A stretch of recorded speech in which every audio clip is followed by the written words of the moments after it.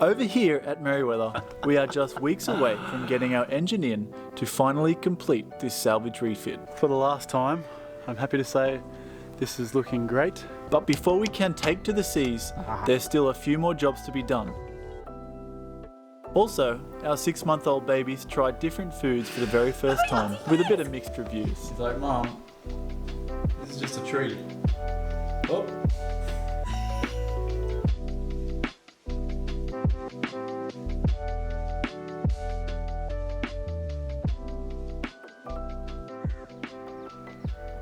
Oh, fair good morning. Today is a Monday. It is the first day of the engine being tested. Sorry, there's a crow ruining my audio. Go away! So yes, our engine is out. It's been rebuilt over the last 12 months, and he put a new part which he ordered in from England in it last Friday, and now it should be testing starting today.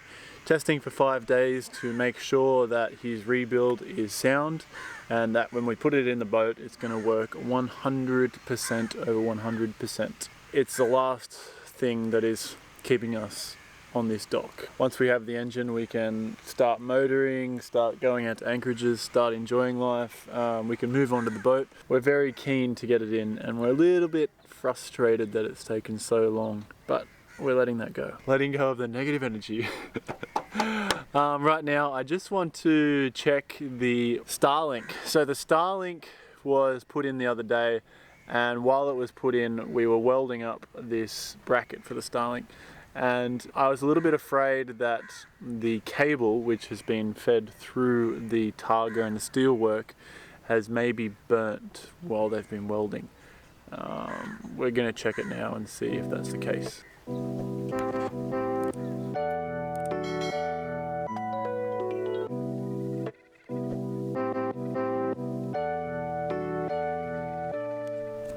So I've just done my checks through over the cable.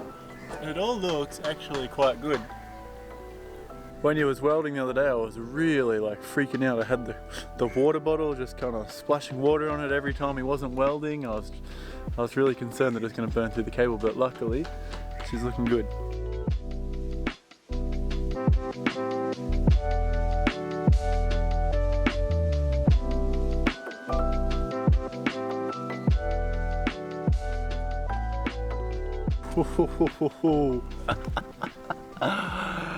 Oh, this job has taken me a long time. I've started it a couple times and filmed it while I was starting it, and then changed my mind completely, started all over again, and then finished the job, and then wasn't happy with it, and then just started all over again. So let me show you what I've just done, what I've just completed for the last time. I'm happy to say this is looking great.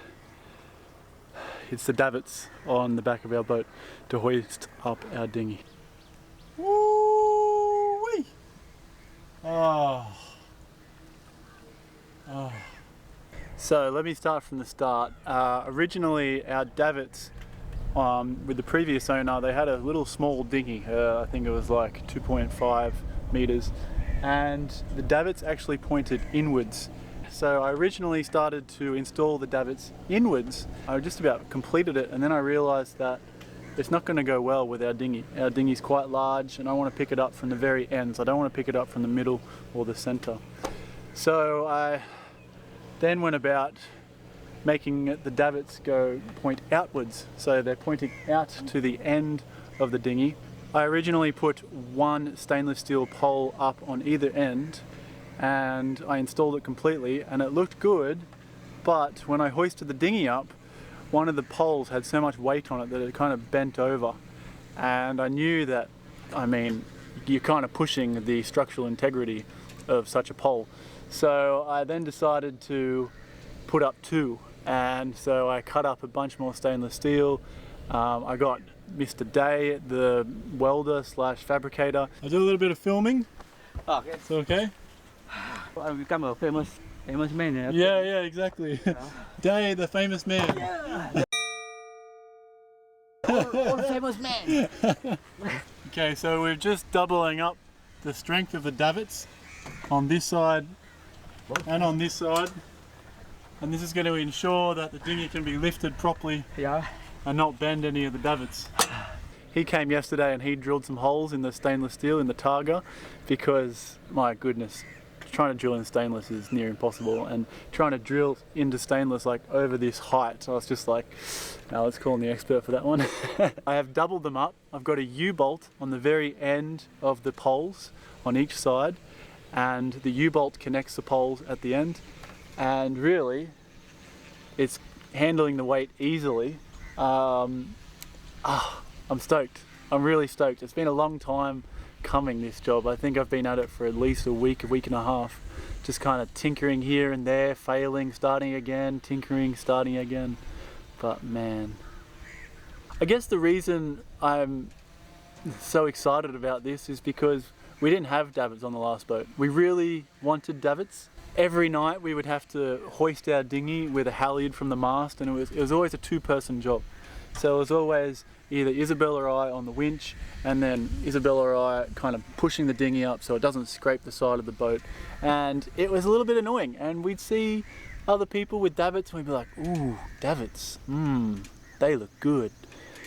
And now we've got a set of our own, and it makes me excited.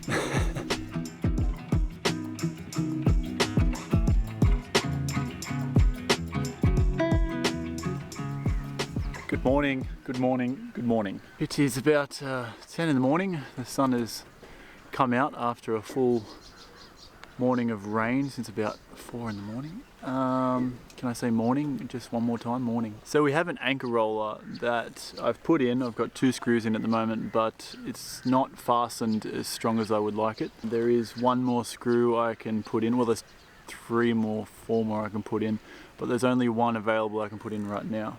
So here is our anchor roller. This hole right here unfortunately hits a cross beam under the deck, so I'm not sure about this one just yet. I might give it a go today. This one here is what I'd like to drill. If I can get that in, it's going to really strengthen the support of this whole anchor roller. These 2 up the front here, they're going to be done at a later stage when the fiberglasser comes over and does all the fiberglass. So in order to drill this one hole, I have to take the furling system apart and lift it up. I then have to take the forestay off the chain plate, and I might even have to remove the chain plate in order to get my drill in here so I can get a good angle at drilling this hole. It's an absolute mission, to be honest, for one hole, but I want to do this properly, and I want this anchor roller to be strong before we, load it up with an anchor and have lots of pressure on it. Alright, so I've got the furling drum up. I'm just going to start winding off the turnbuckle. So now I've undone the turnbuckle to its pretty much loosest point without completely taking it apart. And I'm just going to remove the cotter pin out of the base pin that's connecting the whole stay to the chain plate. And once I remove the cotter pin, the actual main pin of that join should come out quite easily.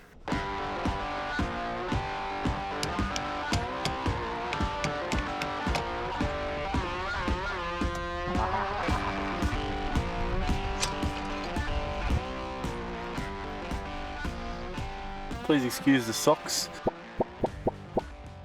It is very hot on our deck and I need my socks. This is our chain plate, and I've already undone the huge blooming bolt on the underside, and now hopefully it should come up like that.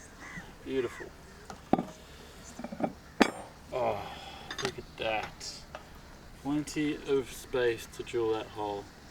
I am quite glad I'm going through this exercise because I haven't taken off a profile drum for many years. So it's kind of good experience to be doing this again and kind of learning exactly how it works. Just in case I need to do it in the future and I don't have a rigger or any help nearby, that I have the competence to do it.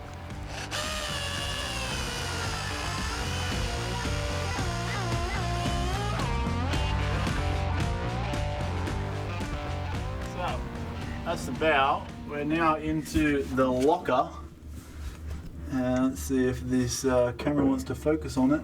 Right in there, I don't know if you can see it because I can't see the screen, but right in there is where the bolt is. And not easy.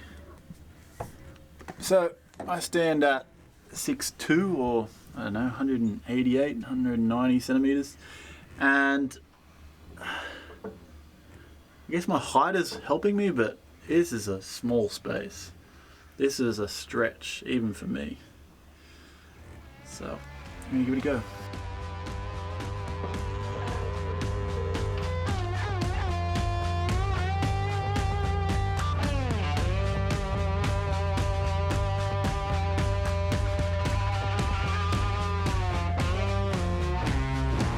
Okay, so right in there is the bolt. I got it on, I'm happy to say.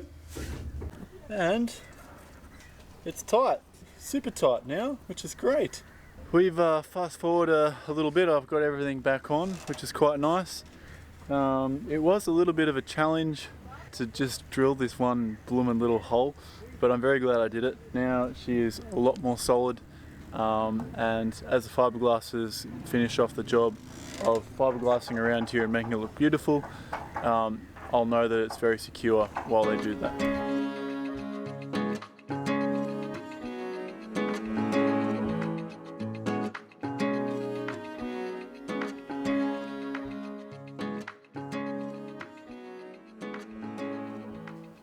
We've got some very big things happening, you know, in the apartment at the moment. Huge things, way bigger than anything on the boat.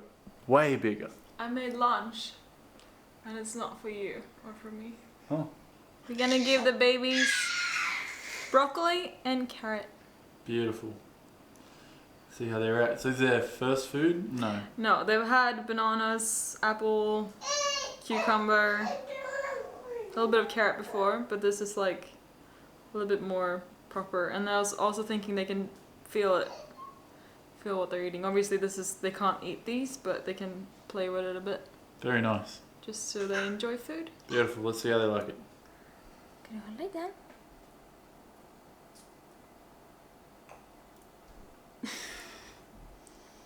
He's like, Mom, this is just a tree. Well. Wait, this is just a tree.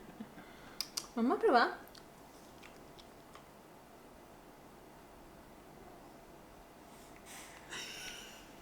Tasty! Yum, yum, yum.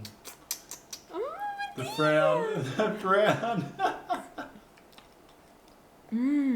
Go sin prova. There he goes. Bra! It's more the spoon than the food. Kan du hålla en sån? Kan jag ha den?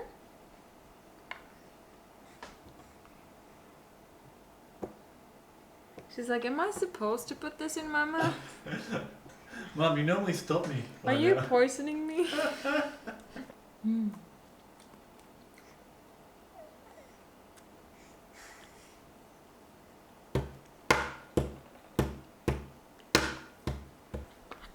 Oh yeah, yeah.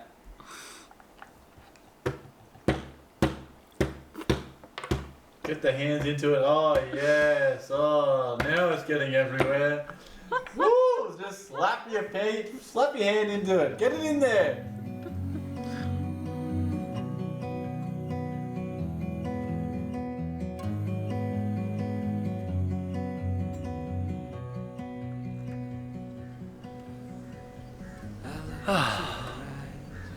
Beautiful cloudy day. I love these days. It's just a slight breeze coming off the water, which is cooling down the marina. Oh, so good. This afternoon we have our fiberglass dinghy, and well, the main reason most cruisers have tube dinghies is because of this side of the dinghy. Basically, if this side of the dinghy, or if any part of the dinghy hits your boat, namely your gel coat around the side of the boat, it can scratch, ruin, or kind of damage the gel coat. And that's why I believe a lot of people go with tube dinghies, because they have this soft tube and they can bounce off the boat, no worries. So We've gone with this fiberglass dinghy and we can't have the side scratching our beautiful boat. That would be not good. So I've come up with a solution. This here is spring hose. I bought 7 meters of this for about $30 US here in Malaysia, and just this little part of it I've actually cut a notch, and you watch what I do with this. This is just a genius, if I don't say so myself.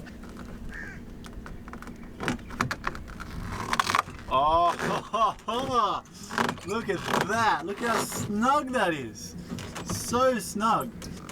So, my idea is to do this with the whole side of the dinghy. From the very front to the very back, I'm going to cover it with this spring hose. I'm going to first grind a slice through the whole thing lengthways, and then hopefully it should slot over the whole length of this dinghy, and then when the dinghy's in the water, you can bash up against boats, no worries, because it's got this beautiful protection. We'll see how this goes. I've got high hopes. I feel like it's gonna work, you know?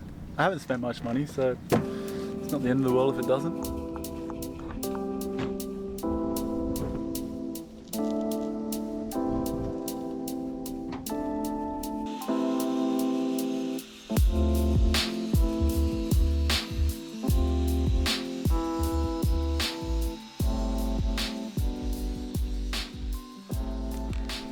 It was a slight mission, but I have now cut a groove, a slit. I've cut a slit through the whole tube, the whole 7 meters of tube. Cutting through plastic, there was this really black rubbish crap that was going everywhere. So I actually had to go through the tube and clean it all up, which took me a long time. But the tube's cut now. It's about 5 PM, I'm heading home, but this job is ready to go first thing in the morning. So I've actually got something to do tomorrow, which I'm looking forward to seeing how this goes. While I've got you here, I do want to make a special mention to our neighbours, Mick and Danny. They are an Australian couple. They are avid YouTube sailing channel viewers. Yeah, these are our neighbours, they're legends. They've had us over for a couple of beers a few times now, and they're just amazing. So a big shout out to Danny and Mick on Natsumi. So thank you guys. Whew, we're back this morning. It's been raining all night, and it's still raining, just a little bit, not too bad. And we're gonna get back into it this morning. I left the dinghy in the water last night, and it's filled up pretty full of rainwater. So I'm gonna have to pump that out first thing. Hopefully I don't fall in the drink. We have noticed that there's been a few sailing channels that have called it quits. So Zingaro, Atticus, and Millennium Falcon, just to name the ones that we know. 2 of them have basically called it quits because they've had kids, and we don't want to do that. I know it's not going to be easy. It hasn't been easy. In the end, we feel like this lifestyle is going to benefit our kids and our family in the long run. We've met so many sailing families with so many kids that have grown up on sailboats, and we feel like it's just a great kind of start to your life, just experiencing different cultures, different people, and different places.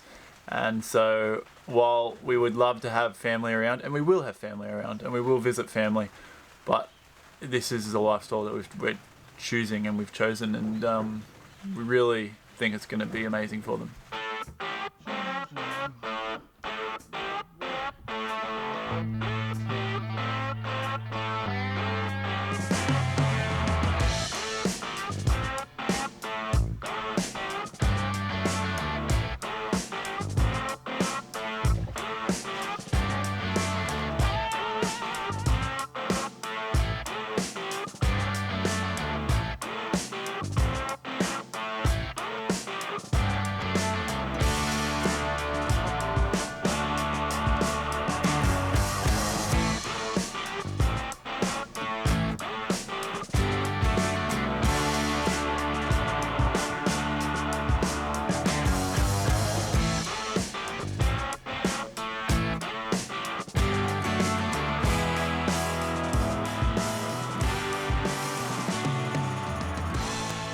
Rightio, so the spring tube has been fitted. I actually caused damage to the dinghy, unfortunately, while I was hauling it up. I thought it was a little bit stronger than it actually is, but I've quickly repaired it. I've put a bunch of epoxy on it and I'm going to sand it later after it dries. You can't really get a good idea right now of how the spring tube looks on the side because the boat's upside down. It looks good, it does. I like the look of it. I think it's going to do a good job, but I'm just struggling to keep it on. It wants to pull off all the time. I need to think of a solution to try and keep it attached so it doesn't fall off, especially if we're going to be going up to like 20 knots, you know, on motor. Fingers crossed we can get up to 20 knots. That's the idea of getting this really fast dinghy. But yeah, we'll see how we go. If it doesn't work out, then we'll come up with another solution. If you want to get access to Patreon-only videos while also supporting us in a big way, please become a patron of Sailing Merriweather by clicking the link in the description. You'll be supporting us in making these videos the best they can be.